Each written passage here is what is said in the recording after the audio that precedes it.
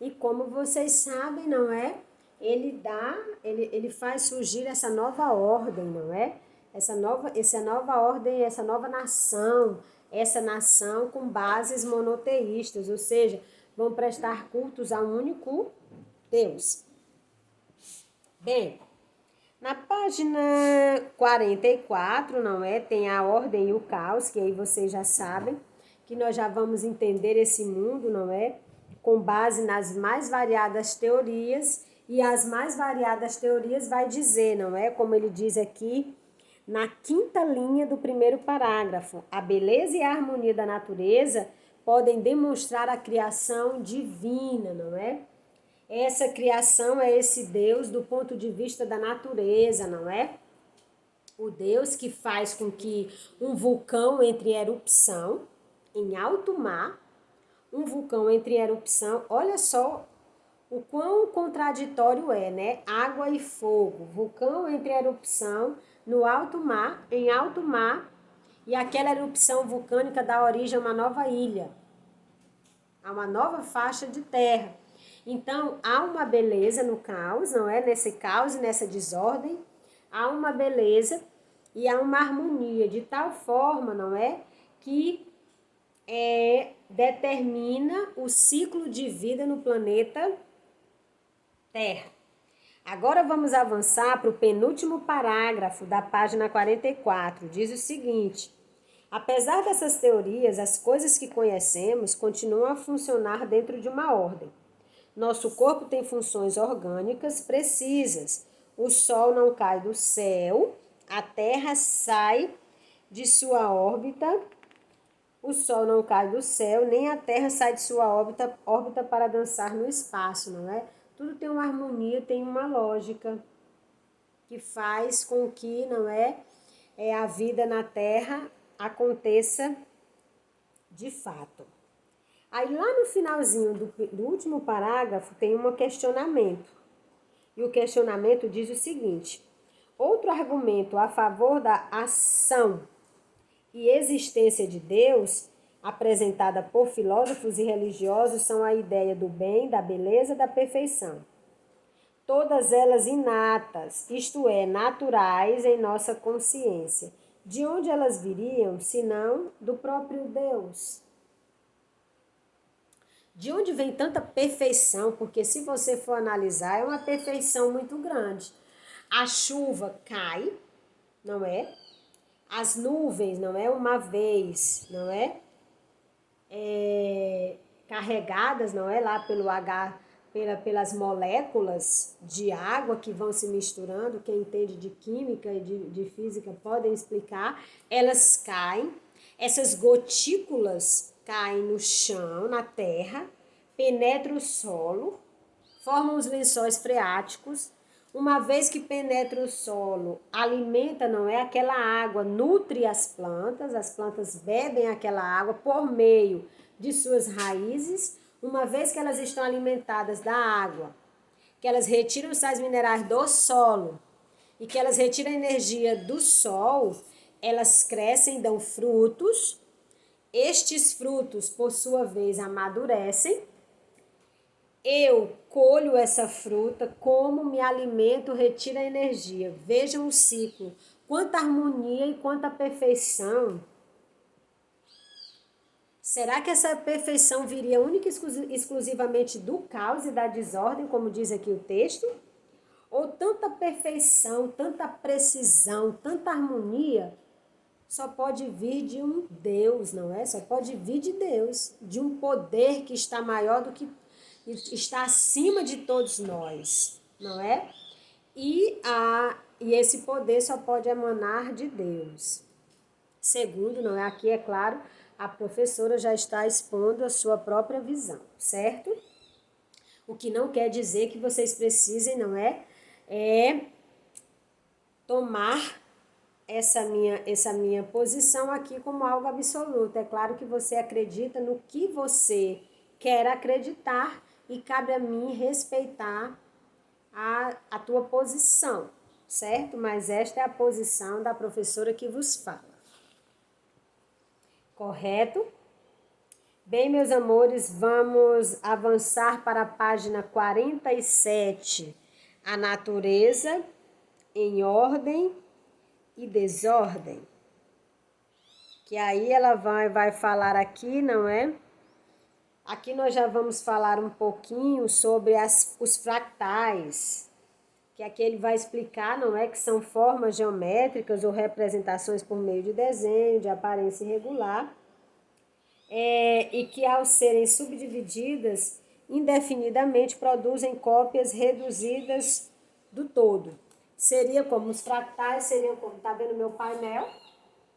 É como se uma vez que ele fosse dividido, ele reproduzisse esse mesmo painel aqui, com todos esses detalhes, só que em divisões bem menores. A isso nós chamamos de fractais. E aqui ele vai dizer, o James Clerk, no último parágrafo, diz o seguinte: ele divulgou a teoria do caos e explicou em seu livro Caos, a criação de uma nova ciência, que aquilo que parecia caótico, sem parâmetros, na verdade segue uma ordem escondida. Por exemplo, como uma gota de água se expande, como variam os preços do mercado ou os ritmos da fibrilação cardíaca, ou seja, há padrões de ordem no caos aparente, não é? Aqui já se defende a ideia, não é? De que o caos, ele é necessário e que ele acontece na natureza para colocar as coisas em ordem, para reorganizar as coisas. Às vezes, não é? Independente da situação ou do momento, acontece algo caótico. Aqui estamos usando a natureza, porque a natureza aqui é o exemplo utilizado por ele, não é? Que na natureza acontecem situações de caos exatamente para gerar vida, para reorganizar o estado natural das coisas. Avançando aqui para a página 48, nós temos aí, vamos conversar um pouco, não é? Sobre a Santíssima Trindade, o Pai, o Filho e o Espírito Santo. O conteúdo logo de início, não é? Ele já apresenta, ele já traz para discussão, não é? A passagem da Bíblia que fala sobre o pecado original, não é? E aqui nós vamos falar desse Deus que é uno e que é trino, mas ele já traz, não é? Para provocar essa discussão, ele já traz logo a ideia do pecado original, que nós explicamos, não é? Conversamos nas semanas anteriores, não é? Que o pecado original não foi o fato de Adão e Eva terem comido a maçã, e sim de terem desobedecido a ordem dada por Deus, não é? De não comer do fruto da ciência do bem e do mal. Ao desobedecerem, eles deram origem ao pecado original.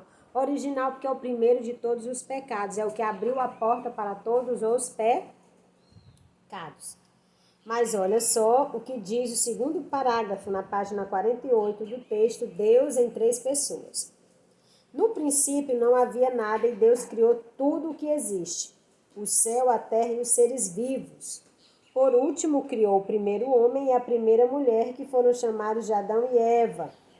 Eles viviam no paraíso, mas desobedeceram a Deus e por isso caíram no pecado, que foi o que eu expliquei para vocês ainda há pouco, não é? Aqui já é a origem da vida, a origem de tudo, segundo, não é? O cristianismo, que Deus é o criador de todas as coisas. Ao avançarmos para a página 49, eu quero ficar com o primeiro e o segundo parágrafo. O primeiro parágrafo é de autoria de quem escreveu o livro, não é? E o segundo parágrafo encontra-se no catecismo, é uma citação, um fragmento, um trecho do catecismo da Igreja Católica. Olha o que diz o autor. Conforme entendem muitos cristãos, por causa desse pecado, o pecado original, nós não temos força para nos salvar, que o que eu expliquei para vocês anteriormente, não é? Eu sei